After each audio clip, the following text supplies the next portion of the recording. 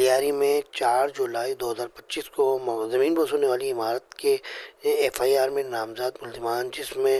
Sindh building control authority کے ملازمین اور بلڈرز کے لوگ بھی شامل تھے اور بلڈر بھی شامل تھا، ان کو گزشتہ روز متعلقہ عدالت میں پیش کیا گیا اور جج نے جو ہے ان کے کیس کو سنا۔ اور جو قانونی معاملات میں ابتدائی ٹرائل ہوتے ہیں اور ابتدائی تاریخیں آتی ہیں تو اس میں ظاہر و مختصر ہوتا ہے، اس میں چالان کا مسئلہ ہوتا ہے، اس میں بیانات کا مسئلہ ہوتا ہے۔ تو اس کے بعد جو ہے وہ مختصر ٹائم کے بعد ان کو عدالت سے فارغ کر دیا گیا۔ پولیس جو ہے وہ ان تمام ملزمان کو اپنی کسٹڈی میں لے کر آئی تھی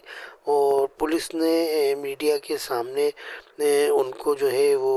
نہیں پیش کیا، نہ میڈیا سے ان کو بات کرنے دی، لیکن اس دوران جو ہے وہ متعلقہ جو علاقہ تھا متاثرہ، ان کے مکین بھی جو ہے وہ موجود تھے۔ اب دیکھیں آگے کیس چلے گا، اس پہ کیا معاملات بیٹھتے ہیں۔